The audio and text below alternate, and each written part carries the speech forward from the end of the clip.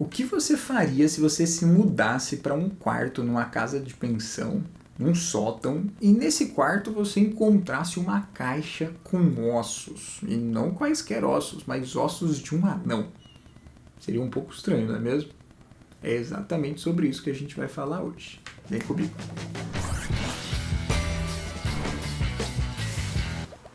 Fala, meus abelhudos, tudo bem com vocês? Prof. Abelho aqui, e eu estou aqui hoje para falar um pouco sobre a simbologia ou as simbologias em um conto intitulado As Formigas, da maravilhosa Lígia Fagundes Telles. E eu quero compartilhar um pouquinho da minha leitura desse conto com vocês. Então, antes de começar, eu vou dar um resuminho aqui, mas eu sugiro bastante que você leia esse conto, tá? Para assistir esse vídeo. Mas não leu, não quer ler, né? Tem possibilidade aí, vou deixar link, mas não quer? Beleza, vem comigo, eu te explico um pouco sobre o conto e mesmo assim você vai conseguir entender um pouquinho da ideia, certo? Então vamos lá, eu quero analisar com você. Então, seja você um entusiasta da leitura, seja você um aluno que vai fazer prova de vestibular que tem esse conto, seja bem-vindo. É isso, beleza? Pessoal, então vamos lá. A primeira coisa que a gente tem que entender é que a Lígia Fagundes Telles, ela é uma escritora brasileira que trabalha com o fantástico, né? Só que daí quando a gente fala de fantástico, e nem é aquele programa da Globo, inclusive, mas quando a gente fala fantástico, a gente está falando de um gênero literário ainda não muito consolidado. O que isso quer dizer? Quer dizer que tem um monte de gente discutindo sobre isso e ninguém consegue chegar num consenso muito certo, tá? Mas aqui a gente vai entender o fantástico como o quê? Só para eu definir aqui para a gente poder caminhar daqui para frente. O fantástico, ele normalmente é definido como um gênero literário que se baseia no limite, a ideia de limite. Por exemplo, temos um conto, uma história, e dentro dessa história nós temos um acontecimento que para nós é sobrenatural, beleza?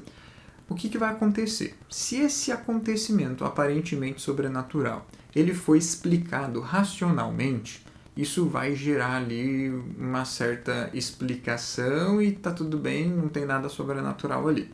Se ele for aceito como sobrenatural, ele também vai ficar num outro campo. Isso tem um teórico chamado Todorov que define o primeiro como estranho, o segundo como maravilhoso. Mas para ele, né, deixa eu explicar só essa parte que é o mais importante, para ele, no meio, no limite entre um e outro, nós temos o fantástico, que é o quê? A dúvida sobre aquilo, né, aquele evento, aquele acontecimento sobrenatural dentro de um mundo conhecido por nós, né? Então, a gente tem que entender aqui, antes de mais nada, que o fantástico é essa coisa limítrofe, né? É esse evento, esse acontecimento aí que gera um estranhamento, que gera aí, não só no leitor, mas também nas personagens, uma certa infamiliaridade, um estranhamento, beleza? Enfim, é isso. Queria definir esse conceito aqui com vocês e a partir de agora eu quero entender um pouquinho mais sobre esse conto. Então, se você está aqui, se você não leu o conto, ou se você leu já faz tempo, ou leu e quer relembrar, vamos lá para um breve resumo do conto. O conto ele é curtíssimo, tá, gente? Dá para você ler aí, sei lá, em 15 minutos, 20 minutos no máximo. E ele conta a história de duas primas que vieram do interior e essas duas primas, ao virem do interior, elas acabam alugando, elas são pobres, né? Elas são duas meninas pobres que acabaram o ensino médio e entraram na faculdade. E por causa disso elas vão para a capital, né, para fazer faculdade. E elas não têm dinheiro para pagar um quarto de hotel, um local ali mais adequado para elas morarem. Por isso elas acabam alugando um quarto que fica no sótão de uma casa caindo aos pedaços. E nessa casa caindo aos pedaços, nós temos a figura ali, a dona da casa, uma mulher robusta que é apresentada ali como uma mulher que usa uma peruca muito negra, que tem um gato. Então já começa a fazer ali, de certa maneira, uma simbologia da bruxa, tá? Pensando aí na história da literatura. Então começa aí já na figura dessa mulher. Essas duas meninas, elas vêm, então, elas são primas, né? Eu acho que eu já comentei, e uma delas estuda direito e a outra estuda medicina, tá? Então elas estão indo morar nessa pensão. E, como eu falei, elas não tinham muito dinheiro, elas pegaram um quarto que fica no sótão, né? Para quem não sabe, o sótão é aquela parte de cima da casa. A gente tem o porão, a gente tem a casa ali, primeiro andar, segundo andar, enfim, né? Se for um sobrado. E aí lá em cima de tudo, né? Sótão e teto, né? É basicamente isso.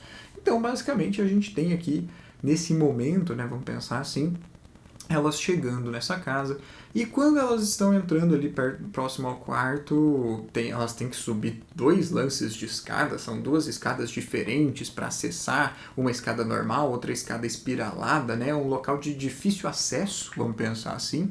E esse local de difícil acesso, que é o quarto delas, ocorre um pequeno aviso ali, né? Antes delas chegarem lá, que é a dona dessa pensão avisa as meninas que o antigo morador daquele quarto, ele deixou uma caixa lá.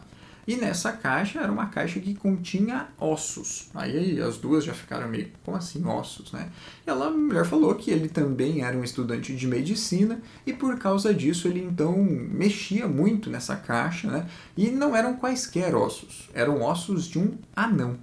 Nisso a estudante de medicina já ficou toda alvoroçada ali porque ela sabia que ossos de anão eram raros, né? Ela queria ver a formação e tudo mais. Então, cientificamente falando, ela ficou muito interessada. Enquanto a narradora, né, que é a estudante de direito, medrosa demais, ela falou, não quero nem ver isso aí, né? Então, ó, nós temos aí. E aí, aqui eu já vou começar a falar um pouco dessa simbologia do limite, que é tão importante para esse conto, que é exatamente essa visão de que uma é o racional, né, a medicina, a outra é o emocional, tá? Então, ó, razão e emoção, né? Uma tá com medo dos ossos, a outra tá super interessada ali na questão científica voltada a eles. Então, já vão percebendo essas nuances, porque eu vou voltar a isso daqui a pouco, ok? Enfim, de qualquer maneira, essas duas meninas, elas chegam, abrem ali uma lata de sardinha, no outro dia elas comem pão com ovo, então a gente percebe ali realmente que elas são personagens de uma classe social mais baixa, elas realmente não têm muito dinheiro ali nem para se alimentar, né, nessa capital, e isso faz com que a gente vá então entendendo um pouco sobre a rotina delas. Como eu falei, a estudante de medicina, a prima, né, estudante de medicina, ela é mais focada nos estudos, ali está sempre estudando, pesquisando, né, como eu falei, racional. E enquanto isso, a narradora, ela já é um pouco mais largada, né, vamos dizer assim, ela vai numa festa, volta tarde, tudo vai acontecendo ali para contribuir para o desfecho do conto. Mas enfim, elas chegam então. E nesse local, né, quando elas estão ali nesse quarto, elas jantam, vão dormir, a narradora ela fica um pouco intrigada, né, ela fica um pouco ali assustada com a história dos ossos de anão, e mesmo ela nem vendo, né, aqueles ossos, ela acaba sonhando com um anão. E ela sonha então que vem um anão, vai vir, né, um anão ali e senta esse anão, é um anão loiro, cabelo repartido, com coletinho xadrez, né? Remete mais ou menos àquele ideal do anão do circo, né? Que a gente tinha antigamente. E ela vai então ver esse anão entrar no quarto delas e sentar ali na cama da prima dela, né? A que faz medicina, e ficar observando essa prima dormir, né? Já dá um medinho aqui, né, mano? Ficar vendo, sentar na cama e ver os outros dormir é sacanagem, né? Mas enfim. Então, a gente tem aí esse sonho e ela acorda, ela tenta ali chamar a prima, né, avisar a prima, mas ela não consegue. E ela é acordada nesse momento pela prima, que se assusta ali, né, num determinado momento da madrugada, porque elas veem um rastro gigantesco ali de formigas, né? O título do conto, As Formigas, né? Então ela vê um rastro muito grande de formigas e esse rastro, né, tá levando ali, tem um caminho bem estabelecido até a caixa onde estavam os ossos. Em um primeiro momento, a narradora ela busca uma explicação racional para aquilo, que deve ter ficado alguma coisa nesses ossos e as formigas estão atacando, né? Mas a estudante de medicina ela fala, não, esses ossos eles estão impecavelmente limpos, eles estão muito bem guardados, enfim, não faz sentido essas formigas estarem aqui. Aquilo deixa um pouco elas, né, assim. A prima médica, ela vai lá, pega álcool, joga ali na caixa, começa a pisotear, né, mata ali uma legião de formigas e ela, né, as duas voltam a dormir ali. Então, acham a situação estranha, mas voltam a dormir. No dia seguinte, a estudante, a narradora, né, estudante de direito, precisa ir para aula, ela sempre sai mais cedo. Ela acorda e vê que não tem mais nenhuma formiga no chão, não tem nenhum rastro ali de formiga, né? E isso deixa ela um pouco intrigada. Mas, enfim, ela acha que a prima limpou durante a noite, né, antes de dormir, alguma coisa aconteceu ali. E ela vai para estudar. Ela volta já à noite, né? Então, ó, percebam, tudo que acontece no conto é sempre na parte da noite. Isso é um fator muito importante também, né? Está relacionado a essa ideia da simbologia do limite, porque é no limiar, né, entre o dia e a noite que muitas coisas acontecem. Ou no limiar da noite para o dia, que é a madrugada também, tá? Então a gente vai perceber algumas dessas nuances aí no conto. Enfim, então a gente encontra esse cenário quase que repetido. As duas estão ali juntas no quarto à noite, elas jantam, comentam ali alguma coisinha e vão dormir. Só que, da mesma maneira, durante a madrugada vão acontecer algumas coisas. Mas antes disso, a narradora ela começa a sonhar. E a gente percebe que ela tem alguns sonhos obsessivos, né? O que são esses sonhos obsessivos? Ela sonha ali que ela tem 2 namorados e que ela marcou um encontro com esses 2 namorados no mesmo horário, no mesmo lugar. E um desses namorados é o anão, que apareceu no sonho da noite anterior. A gente já percebe que ela está sendo bastante afetada ali por aquela história, né? Isso já chama um pouco a atenção. Mas enfim, ela é acordada no meio desse sonho, de novo, pela prima, que está ali meio que desesperada. Falando, nossa, as formigas apareceram de novo, elas estão entrando na caixa aos montes e uma coisa aconteceu. Ela fala, uma coisa estranha. Porque na noite anterior ela percebeu que o crânio do anão, ele não estava no lugar que ela tinha deixado. Só que ela achou que, né, pudesse ter caído, aconteceu alguma coisa. Só que ela agora, nessa segunda noite, ela percebeu que os ossos eles estavam começando a ser organizados dentro daquela caixa, como se fosse montar o esqueleto daquele anão. E aí, ao chegar ali naquele momento, então, da madrugada, ela começa a ficar um pouco com medo, né? As duas se perguntam ali, mas quem que estaria entrando aqui? Quem que estaria fazendo essa brincadeira, né? E as duas não têm uma resposta para isso. Então, ficam as duas ali um pouco ressabiadas, né? Vamos pensar assim. Mas elas voltam a dormir, uma demora um pouco mais, mas ainda assim, e elas seguem o dia novamente. Nesse momento, a narradora, no dia seguinte, né, que é o terceiro dia, ela tem uma festa, né, um colega casou e ela fica até tarde, ela acaba bebendo demais, então ela tá ali alterada, né, e ela chega bastante já tarde em casa e encontra a prima dela, uma garrafa de café na mão ali, falando, eu não vou dormir não, nunca mais eu vou dormir, tudo. Mas eu não vou dormir não, porque eu quero ver o que está acontecendo. Eu quero ver a hora que essas formigas vão chegar e eu quero saber quem que está mexendo nesses ossos, né? Então, a narradora, ela compreende, ela fala, não, beleza, faz isso mesmo, só que ela não aguenta, né? Ela toma um remédio ali para ressaca e capota. Né? E ela começa a sonhar de novo, né? E é a mesma coisa, ó, 3 noites, 3 sonhos, nesses 3 sonhos o anão aparece, né? Então ela foi afetada, desde quando ela chegou ela foi afetada por aquela história. E de novo ela é acordada no meio da madrugada, já ali de uma forma extremamente abrupta, porque a prima dela fala, as formigas que estão montando esses ossos. né? Então são as formigas que estão montando, colocando esses ossos nos lugares certinhos ali, e ela fala, falta muito pouco para elas terminarem. E eu não quero estar aqui quando elas terminarem. Ela fala desse jeito, né? E aí ela falou, ó, já arrumei todas as nossas malas, a gente precisa sair daqui agora. Era tipo 3 horas da manhã. A narradora, ela tá meio perdida ali ainda, ela fala, mas você tem certeza? Mas a gente pode sair? Ela falou, não tem questão de poder ou não. A gente tem que sair daqui agora. E elas saem, né? Elas só saem dali e vão embora. Então, o conto ele termina, é muito interessante que daí tem um paralelo muito legal aqui, nos limites também do conto, né? Ele começa com a visão daquela casa e a narradora ela vê que a casa, aquela casa, como eu falei, caindo aos pedaços, né? Tem 2 janelas que parecem olhos tristes, né? Ela faz essa brincadeira. E uma delas foi vazada, né? Foi ali atravessada por uma pedra. E quando elas estão saindo, então, ela olha novamente para essa casa e ela vê ali que o olho bom, né, que não foi atravessado pela pedra, estava apagado. E só o olho ruim, que era o que olhava para elas, era o que estava aceso. Então tem meio que um papel aí, quase que humano, né, de olhar da casa para elas. E o conto termina assim. Então, se você, né, não tinha lido, ou se você leu também, talvez você tenha ficado bastante frustrado com esse final, porque você fala, tá, mas e aí?